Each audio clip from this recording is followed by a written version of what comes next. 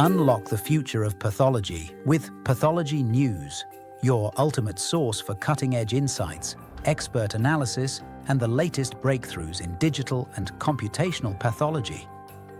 Don't just stay informed, stay ahead.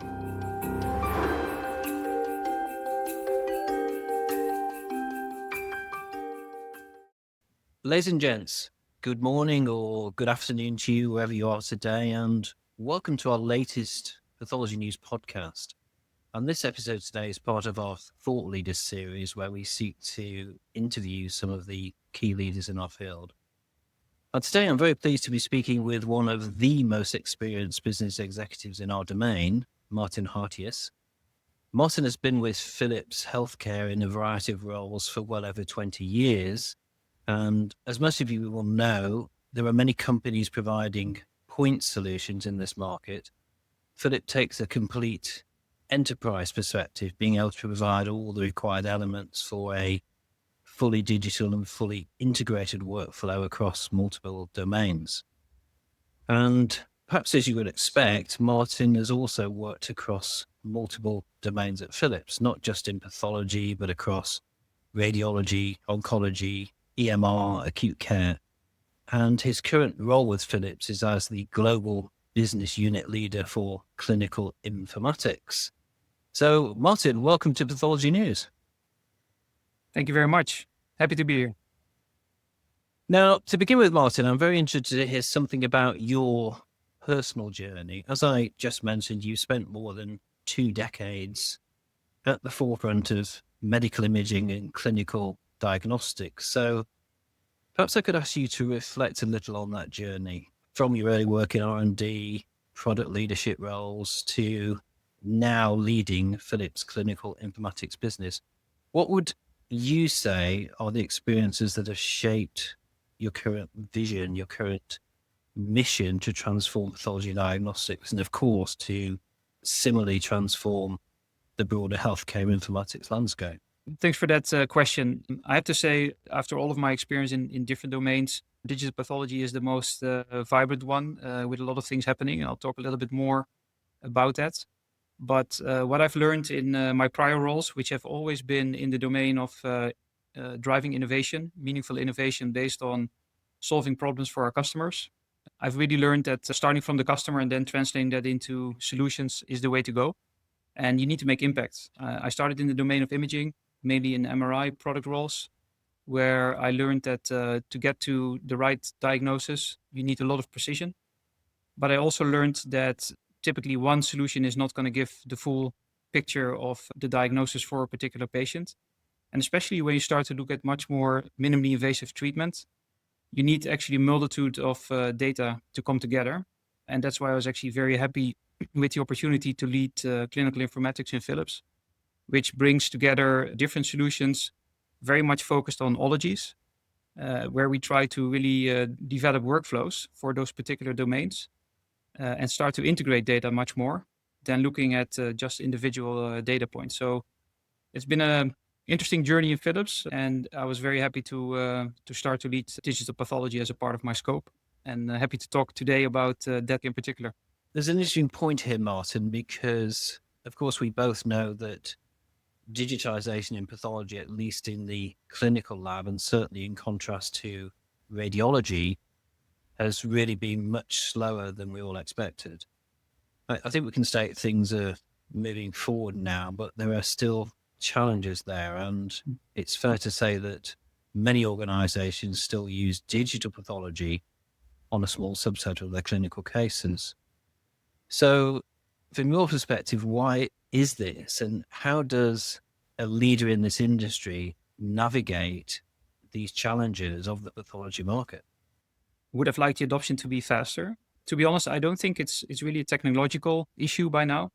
So we definitely see that the technology is proven, whether it's scanners from different vendors, whether it's the image quality that is being delivered, very comparable in terms of feedback by pathologists with microscopes, or the IT infrastructure to do it at scale. I think those solutions are definitely there.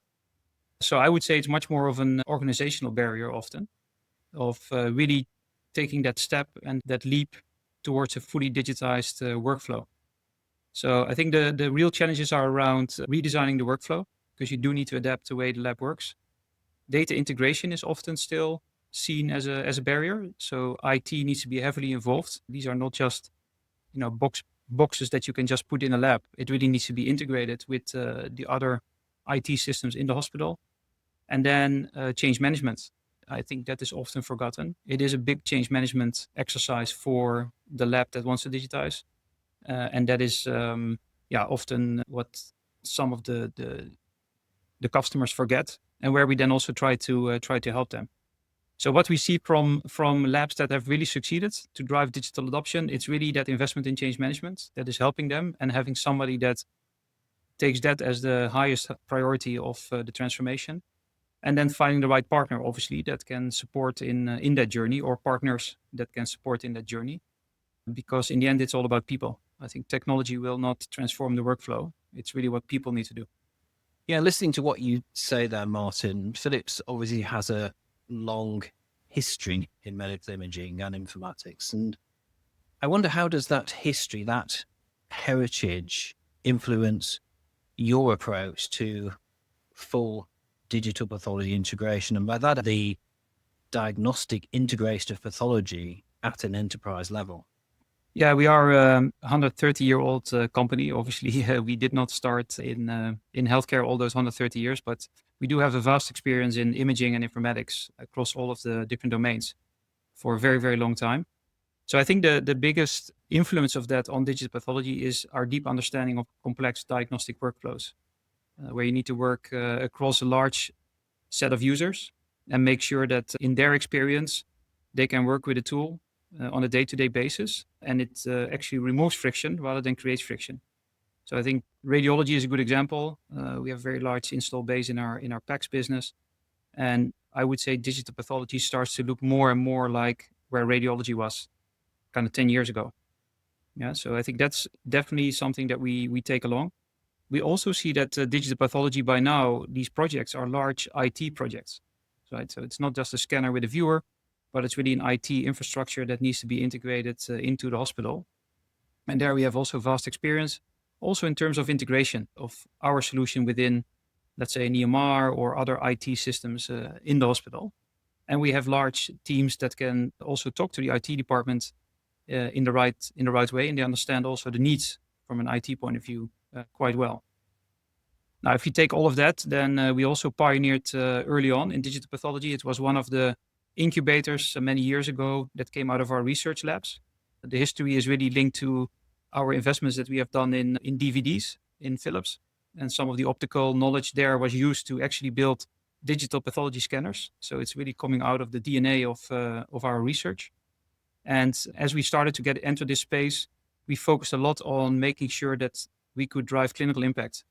And therefore, we were also the first one to really push for FDA clearance of our digital pathology platform back in 2017. By now, we solved most of the challenges, image quality, all those kind of things. We also, of course, have experience from our imaging modalities. How do you do post-processing? How do you deal with different image formats? A lot of that knowledge is taken into account.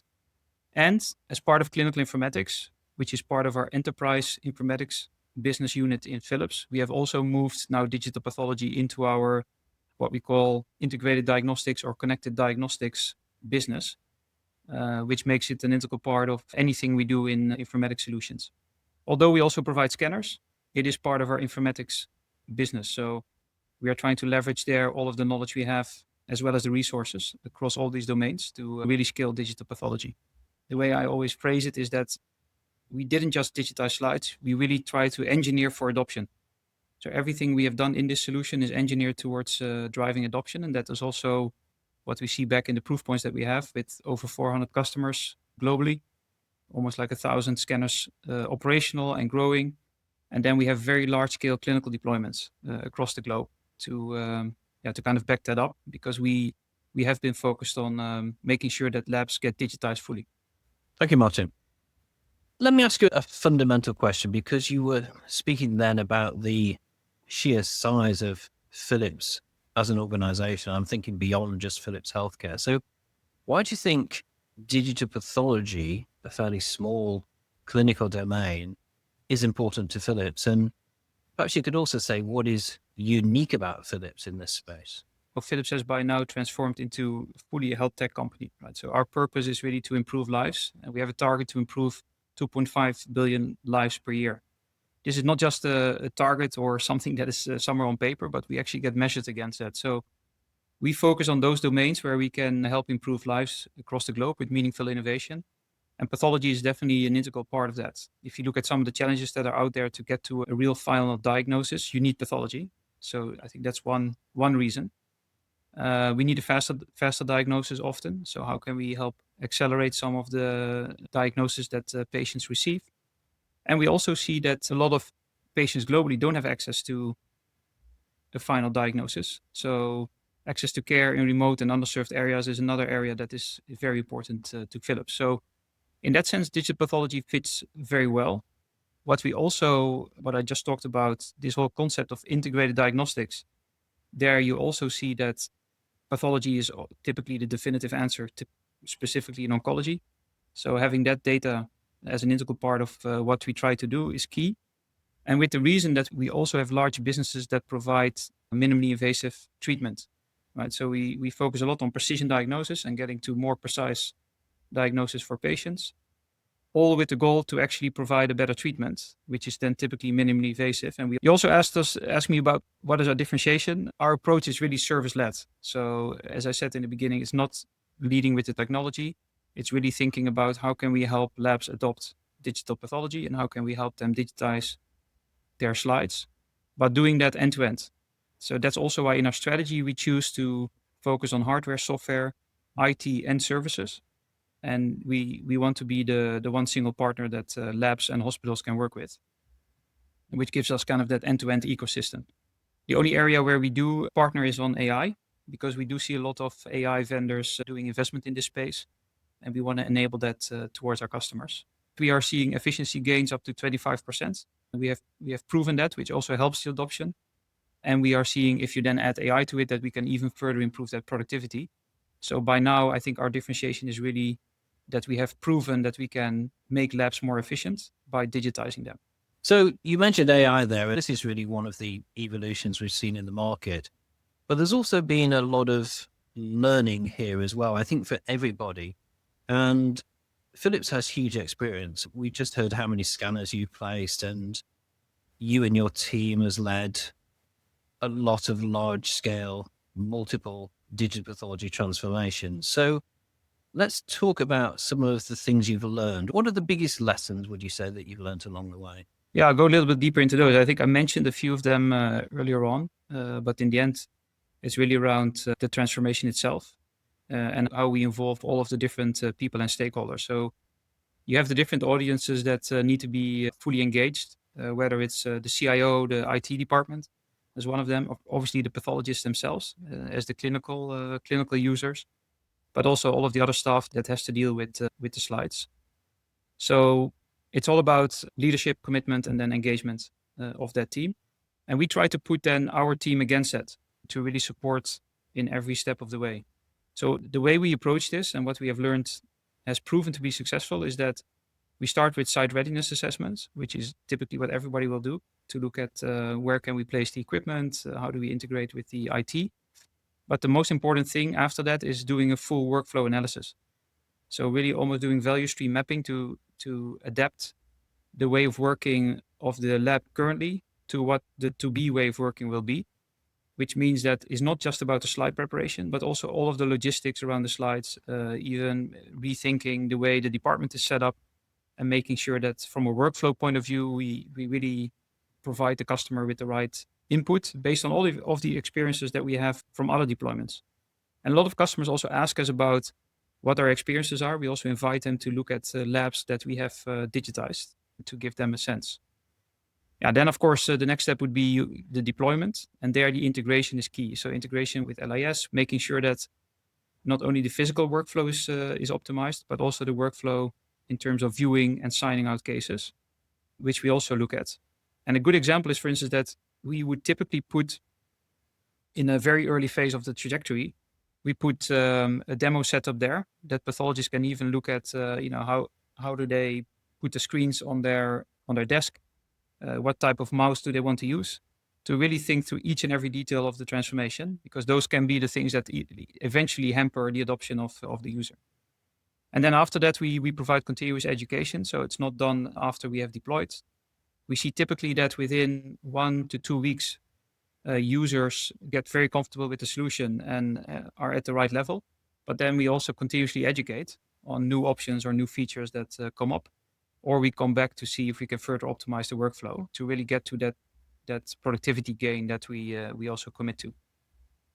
And in that sense, I think scale is becoming more and more focused. We see more and more labs actually committing to fully digitize at large scale. So think of 2-3 million slides a year for individual labs, and overall we have more than 40 labs that are fully digitized at large scale, which adds up to around 38 million slides.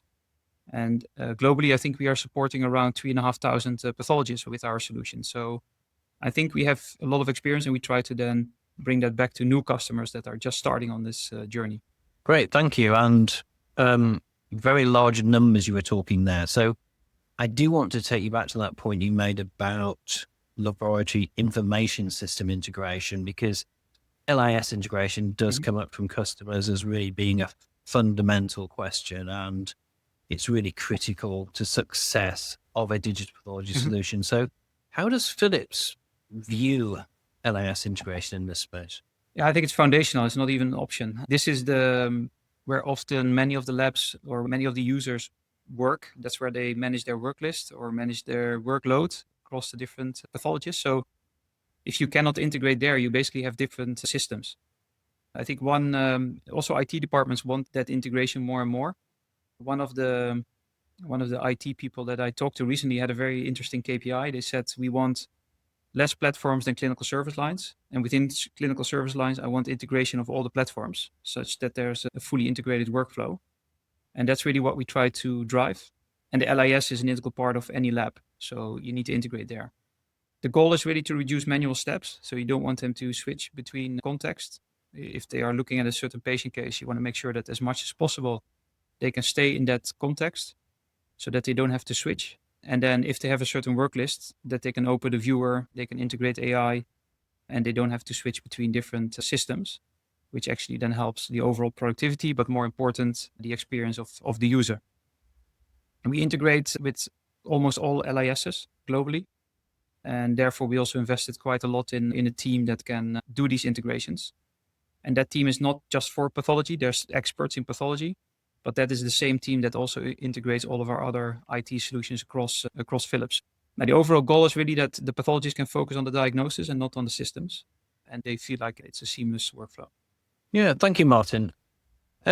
Just thinking along the lines of integration, and obviously there are many file formats out in the domain of digital pathology. So interoperability, let's talk about that, and DICOM. So why do you think DICOM is important for this market and perhaps for the next era of digital pathology? Yeah, I think this market has been waiting for more standardization, I think, for quite a while. It will all help with scaling the adoption.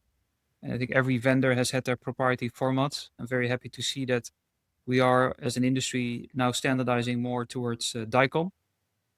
For Philips, DICOM is part of our integrated diagnostic strategy. Like I said, it's easier when you're in the DICOM format also to do the integration with imaging, which has already standardized on DICOM. And we see a lot of need to, for instance, store the data in the same way, work with the data in the same way, and then having the DICOM standard really helps. Right? So it enables pathology to integrate with radiology, but also oncology or other enterprise workflows, which is absolutely critical for further adoption. Now, we have always used our iSyntax format in Philips, which is a high-performance format really designed for pathology. So we use that still today for most of the clinical workflows, and it's a good format for that. But with DICOM, as we transition to DICOM, we will have more flexibility, interoperability, and enterprise readiness. And I'm also very excited about what we can do with DICOM JPEG XL, which we are now exploring, because also data size is a key point, especially as we move more and more to cloud. We see that the cost of storing the data, which often today is not stored, which is a pity, is definitely one of the customer challenges that we want to overcome.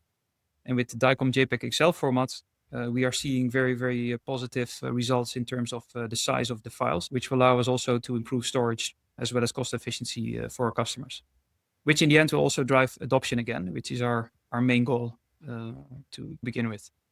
So I think that the standards are really the enablers for scale. It's not just a technical spec, oh, now we have DICOM. I think it's really an enabler for future scale and better cost efficiency and better integration. Yeah, thanks. Good answer.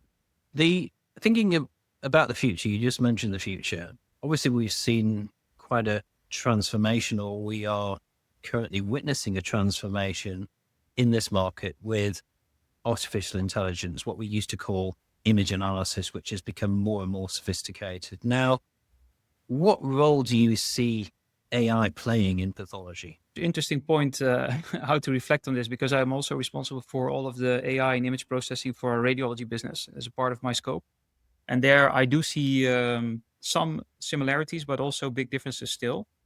So I do think AI is real in pathology for sure. A lot of investment has gone in, but it's still quite limited in scope. And so what you now start to see in radiology, where generative AI, LLMs are starting to address multiple use cases, pathology is still very much focused on point solutions for a certain clinical use case. And that is also what the FDA by now has cleared. We do see some development much more to these more broad algorithms, which I think is promising. But what I also see is that in order to really apply AI, you first need to be digital. So I do think that the adoption of AI will exponentially grow as the digitization happens, because digital first is obviously mandatory to really drive AI. And I also see that AI is starting to move beyond just image interpretation. And so a lot of the algorithms today, they do interpretation of the image and they help the pathologist come to the right conclusion faster. But I do see a lot of opportunity in pathology, again, focusing on the workflow. So automated reporting, taking away the burden of documentation, data orchestration, but also prognostic AI, which is a bit more specific on, can AI start to predict, for instance, what will happen to the patient? And I think pathology is a great space where it can actually differentiate compared to imaging. So overall, I think it's starting. It's not there yet at scale. First, we need to digitize, but then there's a big promise. And I do see it go beyond image interpretation. And obviously, every week you need to check what's happening with Gen AI, with new large language models, large vision models.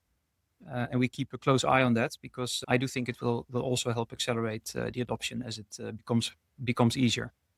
But we also always have to keep in mind, it's not about, and this is our learning from radiology, it's not about providing more data to the pathologist. It's really about better decisions. And I think that is still the struggle that we see not only here, but also in the other areas where AI is getting adopted. Sometimes it adds more steps rather than helping the user to simplify their work. Great. Thanks, Martijn.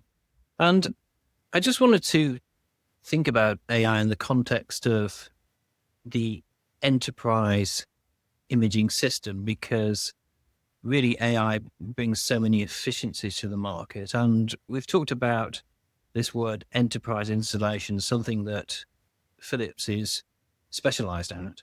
So what does an enterprise-ready digital pathology ecosystem look like? The way we focus on this is that we take two approaches to this. So one, you have, let's say, what we call enterprise imaging. So what we try to do is standardize as much as possible the backend of our solutions, the archiving, the security layers, the performance, kind of the guaranteed performance, whether you move to cloud or whether you do something on-prem. We try to make sure that the backend of our solutions, whether it's PACS or digital pathology, is as much as possible aligned. So even if a customer has one of our informatics solutions, it's very easy to then add another one, because a lot of the infrastructure is already in place. Single sign-on, all kind of things is already there, and we can just utilize the services that are there from another solution for the next one. But then on top of it, where we, I think, differentiate is that we still want to make sure that the workflow is very specific to a certain clinical specialty, because a radiology workflow is very different than a pathology workflow. And they are also at a different phase of maturity in terms of digital adoption. We do try to make the vertical solutions, as we call them, very specific and optimize the workflows for those particular users. We do the same with cardiology. pathology, but also for certain oncology solutions where, for instance, a multidisciplinary team needs to look at the solution. So in that sense, enterprise imaging for me makes it easier for the IT department to adopt. But then for the users, we want to make sure there's a very particular optimized workflow for their needs that we try to bring together. Yeah, and then of course we work also with partners. So we work closely together with AWS to build those services, which again helps scale and adoption, because a lot of our customers that are already using AWS, it's very easy, but our applications run on AWS, and it's very easy then to deploy when they are already in the cloud. So a lot of those benefits that we have across all of our informatics solutions are then also applicable for digital pathology. And to really come back to the question that you asked, what makes it an enterprise-ready solution? I think if you can really deploy it at scale without having to do a lot of additional heavy lifting, and making sure it's almost seamless for both IT as well as for the clinical user to adopt at a large scale across sites, being able to share data and images and get to a faster diagnosis. It's a little bit boring, but you could almost say that enterprise ready means it's boringly reliable. Of course, everything is evolving very quickly. We've talked about AI today. You were just talking about cloud services. So if we had a crystal ball looking ahead, what are you personally most excited about in this field? Let's say the next 5 to 10 years. What are you looking forward to? Yeah, obviously, again, it should come back to adoption, because I do think digital pathology needs to become the standard practice. As I said, the technology is there today. We need to make sure that we can provide the right business case to customers to drive the adoption, because then it will enable scale, collaboration, and also make sure that we can address the issues that we see with the staffing and workforce. Because I don't think there's another way to address this, because there will not be enough pathologists to do all the diagnosis. And digital pathology is actually the way to go there. It will address the rising demands, the shortages of the workforce, but also the access challenges. We should not forget about that. A lot of people don't have access to the right diagnosis across the globe. And imagine that you can put digital pathology in a region where today they don't have access to it, but have other people read those images. Now we can suddenly provide access to this type of diagnostics, which is critical for treatment in domains where it's not accessible today. So yeah, I'm very excited and very bullish also about where digital pathology will go. I think the adoption will continue to accelerate as we move to standards, as we drive down the cost, and as we really focus on full adoption of pathology solutions at large scale. I think we can really make an impact in the coming years, and that's also what motivates me. I want it actually to be better than radiology, and I want it to actually eventually go beyond what radiology is already doing. Because I think if you start to apply AI at large scale on pathology, we will start to see really, really interesting things happening, and can really improve healthcare as a whole. Yeah, thanks. I think you really share my excitement for this field. I think we're both very lucky to be working in this fast-moving, dynamic market, and really things change. We don't know what will happen in the next 5 to 10 years. It's very, very exciting. And I think that's probably a good point to end, Martin. Better than radiology. I'll hold you to that. But thanks for being with me today. Thanks for your time. It's been a fascinating conversation.